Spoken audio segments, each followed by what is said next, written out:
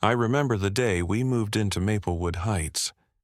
It was supposed to be a fresh start, a new home, a quiet neighborhood, a place where my wife, our 2 kids, and I could finally settle down. The house was perfect, a cozy 2-story with a white picket fence and a big oak tree in the front yard. It felt like a dream, the kind of place where childhood memories are made. The first few days were peaceful. We spent our time unpacking boxes, setting up the kids' rooms, and introducing ourselves to a few neighbors. Some smiled politely, others barely acknowledged us. I brushed it off. Maybe they just weren't the friendly type. But then, little things started happening. One morning, I found our trash cans knocked over, garbage scattered across the driveway. At first, I thought it was an accident, maybe a stray animal. But the next day, someone had scrawled the word, "Leave," on our mailbox in red marker. My stomach tightened, but I told myself not to overthink it. Then came the stares. Whenever we stepped outside, I could feel their eyes on us, watching, whispering. A woman across the street would water her plants for an unusually long time whenever I walked to my car. An older man, 2 houses down, would just stand on his porch, arms crossed, expression unreadable. The tension was subtle but undeniable. Still, we tried to be optimistic. My wife baked cookies and brought them to a few houses. Most people accepted them with forced smiles, but one woman flat out refused, shutting the door in her face. Our kids tried to play with the neighborhood children, but they were either ignored or told to go back home. It hurt, but we weren't going to let it break us. Then the letter arrived, a formal notice from the Homeowners Association. The wording was careful, professional even, but the message was clear. We weren't welcome. It claimed our house purchase violated some obscure regulation, one we knew was bogus. We had done everything by the book. My hands shook as I read it over and over, my mind racing. I showed it to my wife. She sat in silence for a long moment before finally whispering, "They're trying to force us out." That's when I realized this wasn't just unfriendliness. It wasn't a misunderstanding.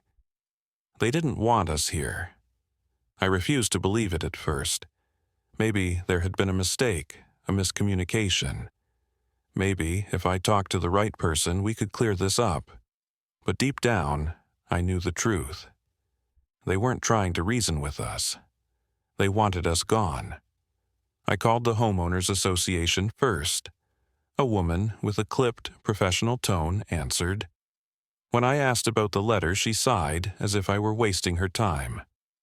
"Sir, your property violates zoning regulations," she said. "What regulations?" I asked, gripping the phone tighter. There was a pause. "That's confidential HOA policy," she finally replied. Confidential? That made no sense. "I'd like to see a copy of the policy," I demanded. Another pause. Then she simply said, "You have 30 days to vacate." The line went dead. I felt a tightness in my chest. This wasn't a mistake, it was intentional. Determined, I drove to the HOA office. The receptionist barely looked up as I walked in. When I asked to speak to someone in charge, she gave me a thin smile and said, "The board doesn't take walk-ins." Frustration burned in my gut. "Then schedule me a meeting." She pretended to check a calendar. "The earliest availability is in 6 months." I laughed in disbelief. 6 months? My family is being forced out in 30 days, and you're telling me I can't even talk to anyone before then? She shrugged. "That's the policy." I wanted to argue, to demand answers, but I could see it in her face. She wasn't going to help me. That night I reached out to a lawyer. He listened carefully before sighing. "I've seen cases like this before," he said. They'll drown you in legal loopholes, fake violations, and endless delays until you give up. But it's illegal, isn't it? I asked. He hesitated. Yes, but proving discrimination is hard. They'll say it's about policies, not race. The weight of his words settled over me. Even with the law on our side, the system was built to wear us down. Meanwhile, the neighborhood made their feelings clearer. Cars slowed when passing our house, drivers staring at us through their windows. Our mailbox was stuffed with anonymous letters, some filled with insults, others with thinly veiled threats. One night, I heard a loud bang outside. I rushed to the porch and found our trash cans knocked over again, garbage spread across the lawn. A group of teenagers stood at the edge of our property, smirking. "Oops," one of them said, voice dripping with mock innocence. I clenched my fists, but I knew better than to react. That's what they wanted, a reason to call the cops on me instead. My wife sat beside me that night holding my hand. "What do we do?" she whispered. Her voice was steady, but I could hear the exhaustion underneath. I didn't know what to say. We had fought so hard to build a life here. We had done everything right. And yet it felt like we were losing. I stared out at the street, at the houses of people who wanted us gone. I wasn't ready to give up, but I was running out of options. I sat at the kitchen table, staring at the eviction notice for what felt like hours. Every legal avenue seemed blocked. The HOA, the neighbors, even the police treated our complaints as misunderstandings. It felt like we were screaming into the void. Then my wife had an idea. "What about the mayor?" she asked. I almost laughed. "The mayor? You think he'll care about one family being pushed out of a neighborhood?" She crossed her arms. "What do we have to lose?" She was right. We had already tried everything else. So that night I sat down and wrote an email to the mayor's office. I explained everything, the fake violations, the harassment, the way no one would help us. I wasn't expecting a response, but the next morning I got a call. "This is Mayor Donovan," a deep voice said on the other end. "I read your email. I need to see this for myself." For the first time in weeks, I felt a spark of hope. 2 days later, he arrived. Not in a fancy motorcade, not surrounded by a team of advisors. Just one man in a simple suit, stepping out of a car and looking around as if he was taking everything in. The moment the neighbors saw him, the energy in the street shifted.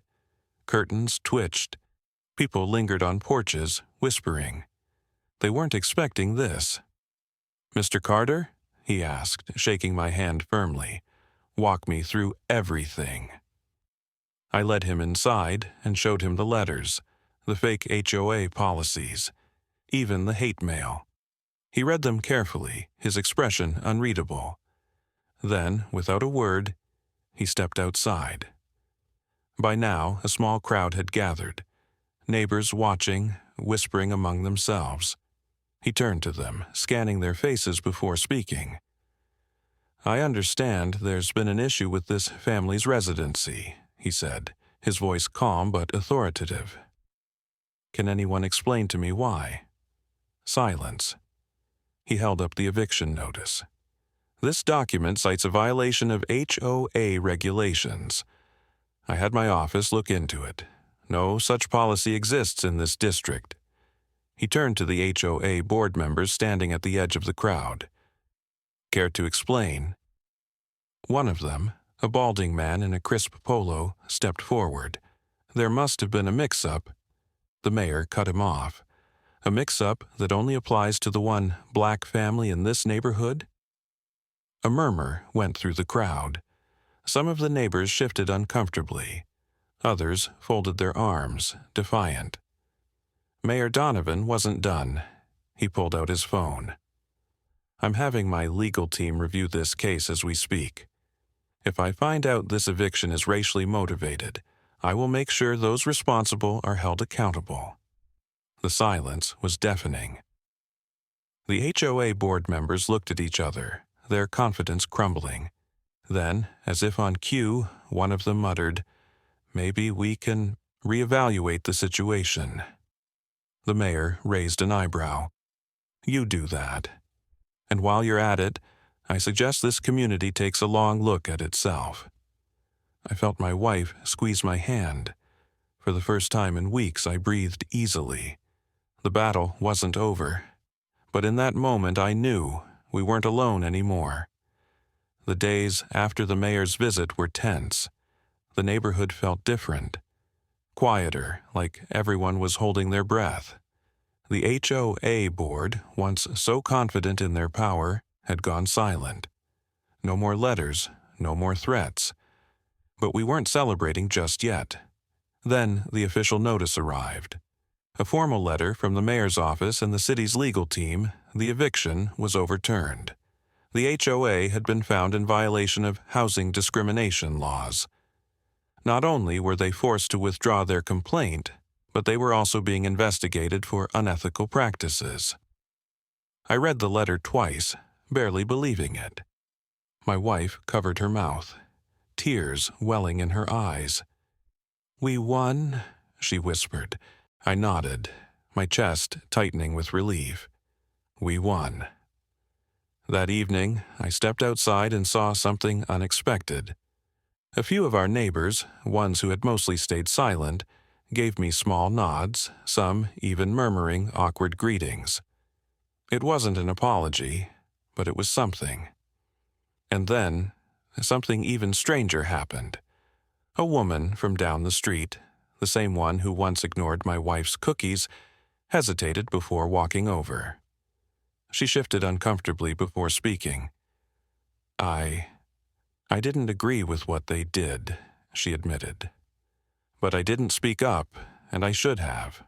I'm sorry." I studied her for a long moment. She wasn't the only one who had stayed silent. A lot of people in this neighborhood had let this happen, but at least now, some of them were waking up. "It's not just about us," I finally said. "It's about making sure this doesn't happen to anyone else." She nodded, looking ashamed. "If you need anything, let us know." It wasn't perfect. It didn't erase the pain or the fear we had endured, but it was a step. Later that night, my phone buzzed with a message from Mayor Donovan. "They won't bother you again, but if they do, you know who to call." I stared at the words for a moment, then looked around at our home. The same home we had fought for, the same home we almost lost. We weren't just staying. We belonged here.